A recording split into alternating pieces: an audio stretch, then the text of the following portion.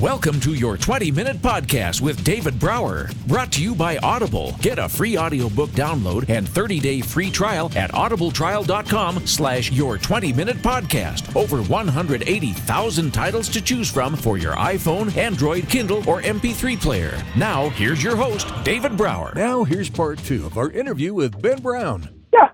You get nothing. Nothing. Yeah. Wow. That's why you don't see them out there every day. Damn it! If they were out there every day, they have a multi-million-dollar house. Absolutely right. Oh my! They don't need that much. They don't need that much to live on. So $300 to $600 is good for them. Well, yeah, they got no employees. They got no CRM. Yeah. They might have a dog. Yeah. Yeah. They go out there for a couple of hours a day. They make $300. They're good for a couple of days. That's why you don't see them out there every day. They're not working. But they're focused. They know when they're out there, and they're not embarrassed. They're not thinking about anybody else when they're out there. Oh, I could do that. So when you drive by a homeless person, I could do it. Hell, if your family was starving, you would do it. In a heartbeat. Right. So what's the difference between that and doing it for your business? Yeah. That's fascinating. I've never heard that approach, and it absolutely makes all the sense in the world. Oh, my gosh. Yeah. You should have people lining up, man. I know. It's coming. But I'm just saying, I teach on that premises. Yeah. Sales is where every business, your basis of your business is sales. It's not marketing. Right. It's not pretty business cards. It's not a glorious website. You should be able to pick up the phone. So in short, I found that one client about 2 years ago. I said, I want you to line up the 50 most, hot leads or internet leads that you have. I said, I want you to bring them and put them in front of your desk, and I'll be down there at like 9:30. He's like, okay, great. I said, all right, great. I get down there and I go, all right. Here's the 50 people on a piece of paper. I said, I want a piece of paper. I don't want it on a computer screen. Turn the computer screen off. Okay. I don't know. He thought I was going to call him or something. I don't know. Because I knew what he was thinking. I came down there and I said, all right, here's a script. I'm going to write out one-liner. Hi, my name is such and such from such and such company. Let me see if I can help you. What questions do you have? I said, this is what I want you to say. Let's get on the phone and call him. He looked at me and turned as white as a ghost. He was like, what? I'm like, we're going to call people. Unbelievable. What? And then he saw it work. Yeah. Right? They freaked out. I'm like, hi, you come out of college, and I'll give you another scenario. From kids, we were trained to sell. That's why people come over from overseas and they do well, because everything overseas is negotiated. Yep. In America, if you can't afford it, you don't buy it. Right? You don't negotiate. The only thing you negotiate is house and car. And people get freaked out by negotiating. That's why you could talk to no discrimination, Indian guys or Jewish guys. You give them the best price you can, and they're always going to come back to you and say, can you give me a better deal? They love to negotiate. We don't. It's a fear factor.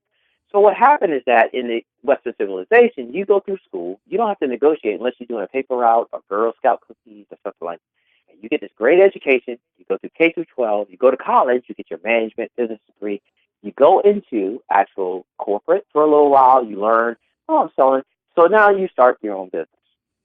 All right. So now you're in your own business. You got a product or a service that you start.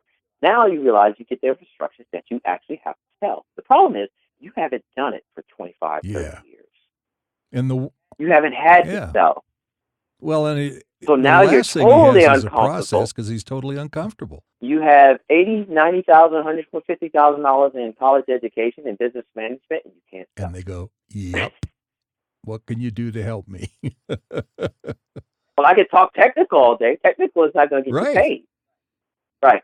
And so that's why I say that's the disadvantage that people say sales are going away. And that's why everybody loves these funnels, and I can build a website, and I can put $5,000 on the web. They want people to click and buy, and I can build this funnel, and, it's great. I said that's low-hanging fruit. What happens when the trend comes in? Your competition realizes you're dominating. They start doing it or replicating it, or the trend, people stop buying it, or it gets inundated. What are you going to do? Are you going to get on the phone and start calling people? No, hell no. I've never had to do that before. Right. So then they go, I'm going to hire somebody. Okay, so now that you don't know how to sell, how are you going to hire somebody? So now you're losing money with high turnover people. Exactly. I mean, you're creating who you are because that's all you know. Oh, my gosh. Yeah. Wow. Yeah. So I told people, give me a 30 second. They can't give me a 30. Oh, my gosh. I asked them, why should I buy your product? You've been in business how long? 10 years. Okay. Why should I buy you? Why should I buy from you? 30 seconds. That's all I want. They can't answer it. Man. I'm like, well, because I try to give good quality service. And I said, why should I buy from you? That's your mantra. You start off with that. So when I start with businesses, I start building them from that point of domination, from the sales aspect, not a marketing, let's break this out. Let's figure out what your story is, what you're trying to produce. Because in all essence, and I tell people, 60% of sales is confidence. Yeah. That's what it is. So there's people out there that sell but don't close. I've been on rideabouts, and I'm like, why did you ask for the money? It's like, well, I just send a quote, and then I call them back. I'm like, how would you waste? Oh, yeah. Wow. Oh, yeah. I've seen some horrible things. I'm like, what? You went out there, spent an hour, and you just leave a quote, and you just, and then I call them back. Like, what? They haven't been taught. They haven't been trained. They don't have a process, and they're doing the best they can with what they know, which ain't much. Right. And most of these people are generating six figures. A lot of these companies are generating six figures. That's why I interview the people that I work with. I have to interview people because I want the benefit of them getting what they want. And if they're not willing to work for it, I don't work with them because I'm not going to do it for them. And I tell them, it's going to be hard. It's going to be difficult. Sometimes things you won't understand. But the benefit is that you'll be able to do this for the rest of your life and you look at it a different way. But I don't work with people I can't get benefits from because if you look at my book, the way you build business is a referral. So if I teach you and it doesn't work for you, you're not getting me referrals. So I'm not going to work with somebody that's not going to give me referrals. The money, what I tell people that you pay me is for you to pay attention. Right? Well, they got to have some skin in the game. You gotta pay me. And I tell people, are you ready to invest yourself? Is one of the first things I get into after I interview. So are you ready to invest in yourself? Well, this is not this is not for you. But you gotta be able to. It's not a $50 product. Yeah, if you want something quick and easy, go to Burger King, man. This is not what you want. Yeah, go get a book. Yeah, I tell them, go get my book. Go get the book, read it, and then call me, because this is a movement item. This is a skill. This is something you can use the rest of your life. So it's not like you could open up another business as long as you know how to sell. You could do that. So I'm taking people that's making 80 and putting them to 160, 170. 200,000 because I analyze their business and say, okay, I see the benefit. So when you drop 6 to 10 grand on me, you're making 50. You're going to spend 6, and in the end, you're going to make 100. Right. Right. So that's the math. That's the math that I tell them. I say, are you willing to do that? And it tremendously, there's a large 40% of people who want to do it, and I give them the numbers. I said, you're going to spend 6 to 10 with me. You're making 80, and I see where I can make you 160.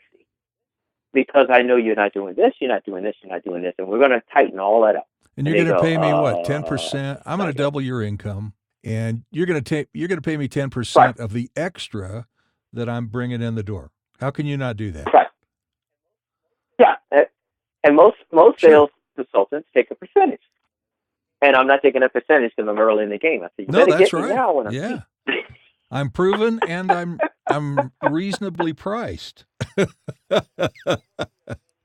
said I want to be a mini Grant Cardone, but in my own way. There's enough out there to help people when it comes to sales. It's a tremendous amount. I have a tremendous amount of respect for Grant Cardone, Jeffrey Getomer, and the way they do it. And it's just everybody. It's like a therapist. So some businesses, they say, well, they're getting their butts kicked. They need more sales. They reach out to me, and I'm like, well, who's your competition? This guy. But they're dishonorable. I said, they're kicking your butt. You know why? Because they know how to sell. It doesn't matter whether their product is good or not. They're kicking the butt, but their product is not as good. It's inferior. But I said, you're so bogged down in just doing low-hanging fruit and stuff like that. You're not sales-minded. They are. They don't care. Yeah. They're going to get the money. You're worried about customer service, and you in 5 years will be extinct. Absolutely right. And you'll spend more time worrying about them instead of fixing your own damn self. Yeah. Wow. Absolutely. Your book is my book, Master the Art of Closing, The Sale. It's available on Amazon.com, all major online booksellers. And the 10-step process, that's got to be fascinating. Is that are the 10 steps for businesses or the 10 steps for salespeople? That's what I thought. That's for life, really. I mean, it's like not every business needs 10 steps. So, if you're in a small, it depends on the product or service. So that's why I'm able to customize. And that's where your screening ability comes in, and their ability to buy into what you have, so you can make a valuable recommendation to them. Yeah, and say, here's your process. Here's your process. Here's what you need to do every day, and focus on these steps. I call them, steps, because I call them rules. Right. I say rules. The reason I say rules because you'll skip steps, but you won't break rules. Exactly right. Right. So you don't want to skip any of the steps. So sometimes I go steps and rules, because if you skip step number 3, you realize, and the first thing I teach people when I work with them is the first rule, period, is you never assume anything. Yeah. It's all rule out by question. Everything. You never assume they have the money, don't have the money, don't assume the decision maker, not decision maker. If they have a problem, it's all rule out by question. So the difference between a good and a great salesperson is not only the questions that they ask, but the number and their ability to listen. Right. And have the balls or confidence to ask the question. Absolutely right. Wow. Which goes to build up. Yeah. That's good living. Yeah. Social media. I love talking to you, man. I mean, we've gone over because I wanted to go over, because this is just fascinating, and I'm gonna turn this podcast into a 2-parter, because it's such good information, and people need to pay attention to what you're talking about. They need to be aware and open that they can do a lot better than they're doing, and feel a lot better about it. Yeah, it's fun once you know it. I mean, when you sit on the other side, now I'll put this down as a caveat for you. One of the things that's not in the book and everything else, I said, I worked for a company where we were so good at sales, and one of the things I used to do, because we used to stand up and talk and had the headset on and pitching all day long, and so I would have this ball. I would stand, because I felt movement creates emotion, right? So don't sit down. Most people, I'm like, get out of the chair when you're pitching. Move. You got to get them excited. You got to get them up to your level. You don't have to be a high pitched like used car salesman, but in this interview that you had, have you ever heard me say, No, right? Yeah. It's a flow, right? It's a constant communication. You never heard me disrupt or hesitate, even though we haven't practiced. I don't have a script, but that becomes the natural ability of being in sales, is being able to slow that conversation the way you want to go. You can slow it down, you can speed it up. It becomes fun. You can add a dialect, you can add Texas accent, you can go from New York, you can change the way you want. Right. So one of the things I used to do for fun, I had one of those clock stoppers that you used to use when you play chess. Sure. That when you hit it, the clock started. And so one of the major things that we teach in sales that you should automatically know in sales is that once you build all of this momentum to get to the person to the close, which can be anywhere a process between 1 hour to 30 seconds to 2 weeks, to finally get to the point where you ask for the money. The first rule in sales on that is the first one talks to the That's a law. No, that's not a rule. That's a law. Not a rule. That's a rule. Yeah. That's not a rule. That's a law. And if and I tell people, when you get to that point, you ask for the close, if you actually say anything beyond that, it's like building a house and you finally get to the top of this, put the roof on, and you break the entire house down. Yeah. Yeah. In a heartbeat. And it's, hey, dude, you got 2 ears and 1 mouth. Use them proportionally. Shut the hell up. So I was in a room where you can know if the client, this is back in 96 for computers. We hated when we got computers because it slows everything down. It slows everything down. I want to dial and smile. I don't have time to go to the next record and log in and put this dial. Just dial. Just give me the next guy. So I get this guy on from Texas. It's about $2,300 deal, software. And first call, whatever, blah, blah, blah, get toward the end. And I get toward the end, and I go, so what card do you want to put on? Nice. And I hit the meter. I hit it. And right then and there, I'm just flipping the ball. And I'm in a room, 125 guys, loud behind me. I just closed. I just hit the deal. My manager's looking at me. He's been managing about 15 guys like that. And I give him the point signal, and I say, I just hit the close. And he just goes, okay. I just give him a nod. He gives me a nod. Now, I've been doing this all day, so I'm done. I'm waiting. Done my job. People, I tell you, just done your job. Don't do anything else. Don't add on to it. Don't come back. Don't do it. You're going to kill yourself. So I'm sitting there, and so I had the ticker going, and once it got past 5 minutes, people in the room got interested.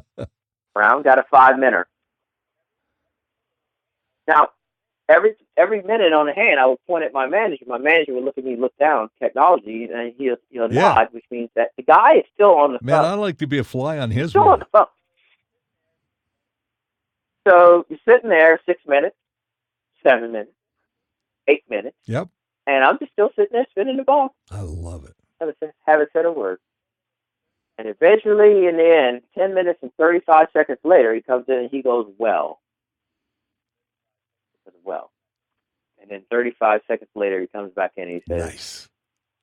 Let's do it. Now, any time in between that 10 minutes, I would have came back and said, you know what else I got for you? Or, are you still there? Yeah. Or, you still thinking about it? Or, what else we got? Or gone. You think that's a great deal? Or, are you still there? Or, you would have been gone.